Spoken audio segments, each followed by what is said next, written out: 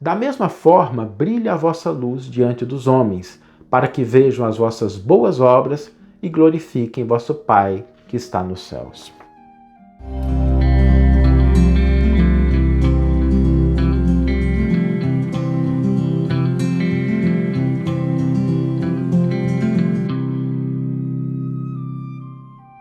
Olá, meus amigos, olá, minhas amigas. São 7h35 e nós estamos começando a nossa reflexão diária com Emmanuel.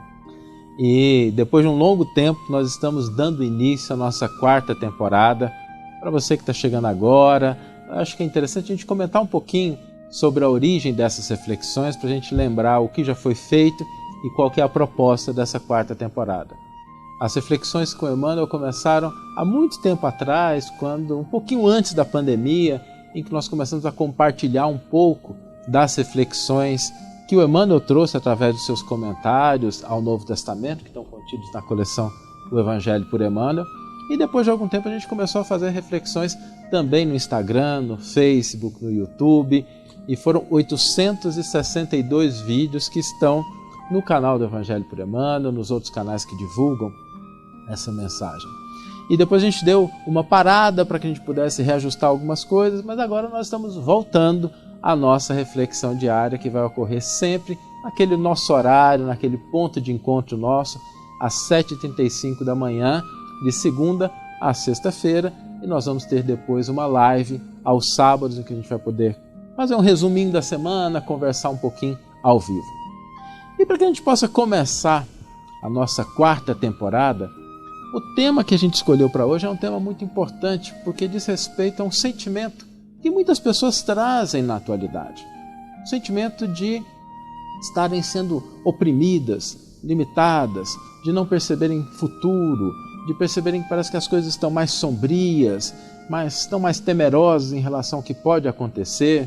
É como se a gente tivesse uma grande sombra pairando, não só sobre famílias, pessoas, mas também sobre nações, sobre o futuro do nosso planeta.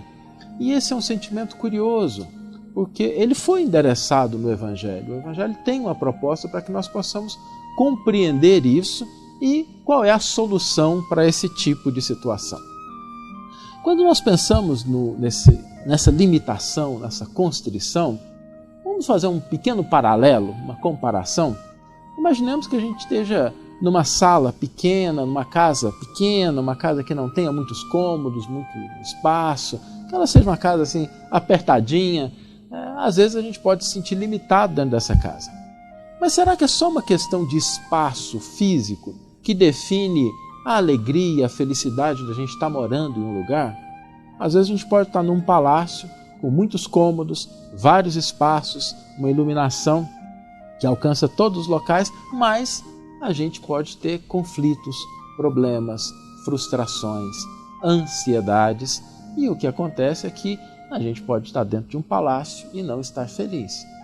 Por outro lado, a gente pode estar dentro de uma casa simples, humilde, limpinha, organizadinha, mas convivendo com as pessoas que a gente ama, com os nossos familiares, com os nossos amigos, e aquele ambiente, apesar de pequeno, se converter em um centro de felicidade, um centro de harmonia, um centro de prosperidade. O que diferencia, então, a maneira como nós nos sentimos não é o tamanho da residência, mas exatamente aquilo que está dentro dela. Ok, a nossa vida, o nosso mundo íntimo, também segue a mesma lei, o mesmo padrão. Porque muitas vezes as sombras que nós percebemos, o desânimo, o desconforto, a falta de perspectiva, não derivam das circunstâncias externas, derivam daquilo que nós acalentamos dentro da nossa própria alma. Quando nós cedemos espaço, por exemplo, ao ódio, o que acontece é que o ódio, ele limita, ele nos aprisiona, é como uma corrente. Já tiveram aquela situação? Às vezes você está com raiva de alguém, por conta de algo que aconteceu, e de repente passam-se os dias, passam as semanas, aí num determinado momento você está muito bem, e aí de repente você lembra daquela situação e aquele sentimento de ódio parece que te arrasta de novo para aquela situação.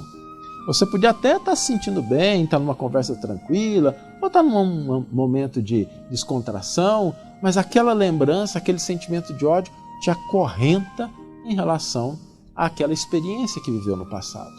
Ou seja, o que acorrenta não é a experiência em si, mas o sentimento de ódio que nós carregamos. Às vezes a gente se sente culpado em demasia e a culpa muitas vezes limita a nossa possibilidade de renovação. Às vezes a gente se sente como se estivesse com sombras à nossa volta, e esse é um ponto importante, porque o problema da sombra é que ela só ocupa o espaço que a luz não está brilhando. Por isso é importante que a gente comece a pensar um pouquinho sobre esses sentimentos que nós acalentamos para identificar como nós podemos lidar com eles e transformar esse nosso mundo íntimo, às vezes um mundo que está restrito, que está se sentindo limitado, constrito, sombrio, em uma casa iluminada. É por essa razão que no Evangelho do Cristo tem uma frase muito bonita em que Jesus nos diz: vós sois a luz do mundo. Só que essa frase ela não termina aí. Jesus diz também: brilha a vossa luz diante dos homens, para que vendo as vossas boas obras glorifiquem vosso Pai que está nos céus. E essa frase do Cristo é um receituário, um manual para que nós possamos fazer brilhar a nossa luz. O primeiro ponto é que encontremos dentro de nós aspectos positivos, valores, coisas que nós temos de bom. E não adianta a gente ficar desanimado, desanimada, todos nós temos alguma coisa de positivo. Deus não cria seus filhos numa linha de montagem e faz dois seres humanos iguais. Cada ser humano é único, é especial. E eu tenho certeza que você, que está agora nos acompanhando ao vivo ou assistindo a gravação, se parar para pensar, vai identificar alguma coisa no seu íntimo que é especial. Alguma coisa que você sabe fazer, às vezes você sabe falar, às vezes você sabe escrever, às vezes você sabe tricotar, sabe organizar, sabe planejar, tem habilidades com relação a algum aspecto. Você tem alguma coisa de positivo, eu tenho certeza absoluta. Por quê? Porque você foi criado por Deus como um indivíduo único. Sabe quando a gente pega aqueles quebra-cabeças que são de milhares de peças? Minha esposa adora quebra-cabeças e às vezes ela pega uns assim que eu não consigo nem chegar perto. Mas quando a gente pensa nesse quebra-cabeças, olha, estão milhares de peças. Mas o lugar daquela pecinha específica é um só e nenhuma outra peça pode substituir esse lugar. É assim com a gente. Você tem um lugar específico. Agora é preciso ter consciência disso. Consciência das suas habilidades, daquilo que você gosta. Algumas pessoas têm pendores para uma área, outras têm pendores para outra. Não há comparação que possa ser feita entre duas criaturas humanas, porque são indivíduos únicos.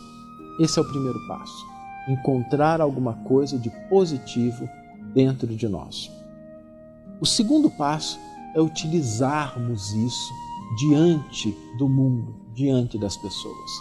Obviamente que nós não estamos falando aqui em a gente buscar a fama, buscar a visibilidade, muito embora às vezes até isso seja necessário.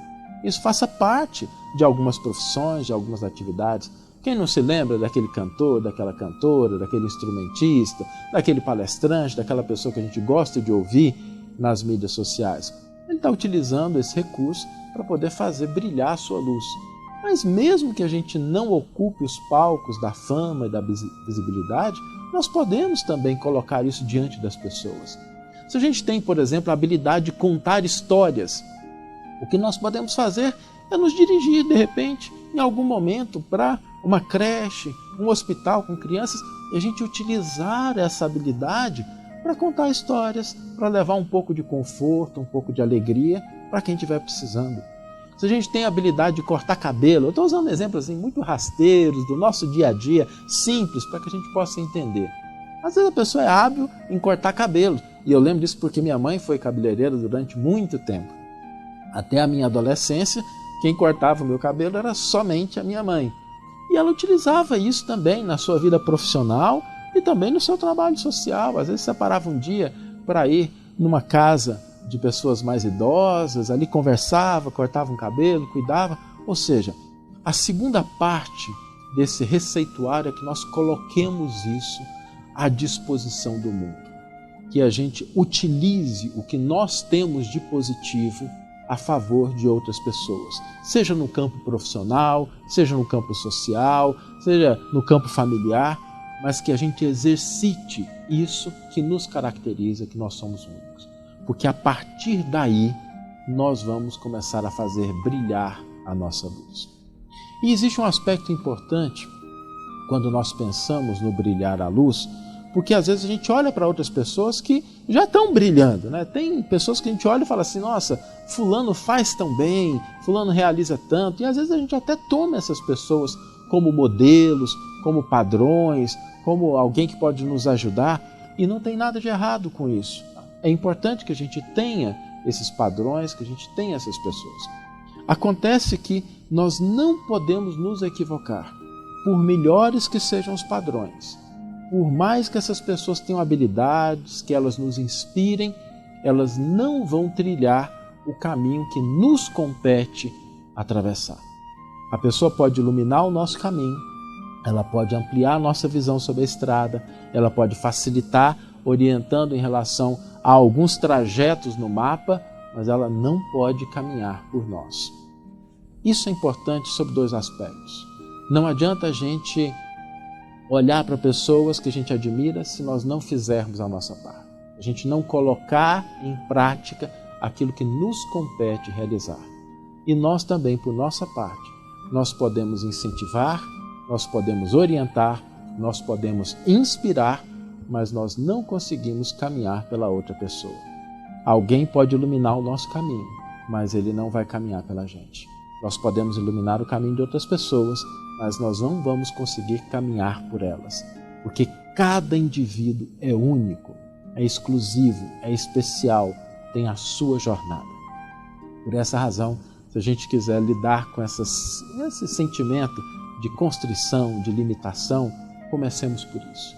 Comecemos buscando em nós o que temos de positivo, colocando isso em favor do semelhante, em favor do próximo e entendendo que existem criaturas que estão à nossa frente, que podem nos inspirar, mas não vão caminhar por nós, que existem outras que podem se inspirar naquilo que a gente faz, nós podemos iluminar e orientar, mas nós não vamos conseguir caminhar por essas pessoas.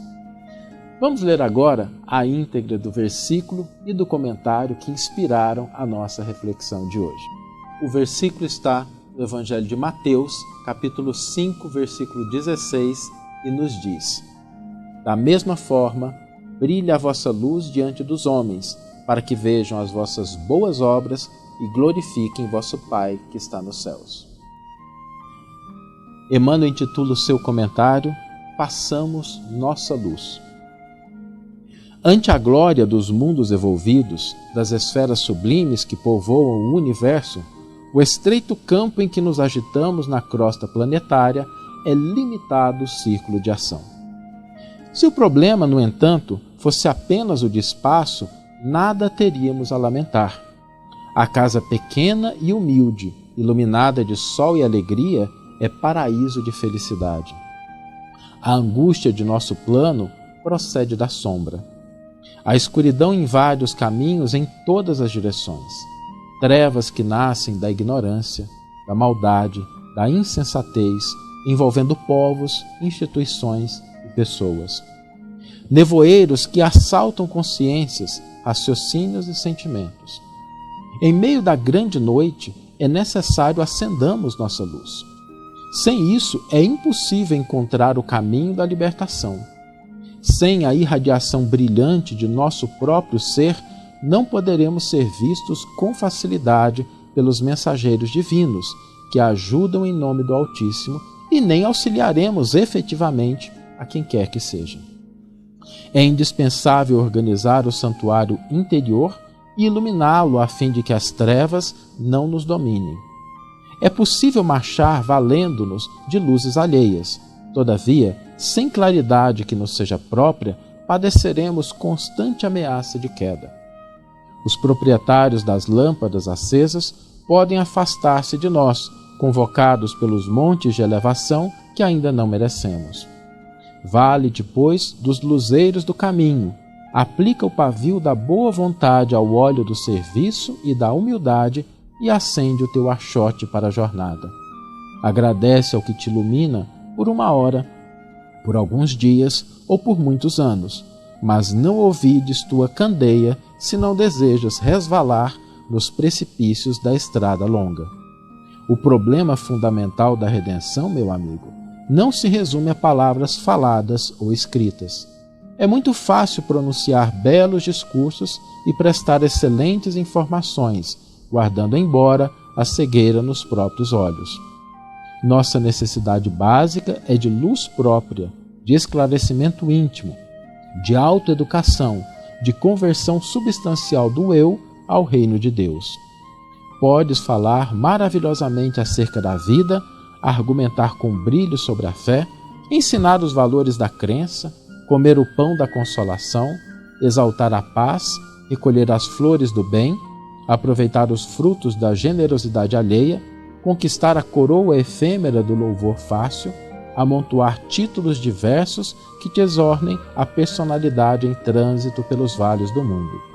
Tudo isso, em verdade, pode fazer o espírito que se demora indefinidamente em certos ângulos da estrada.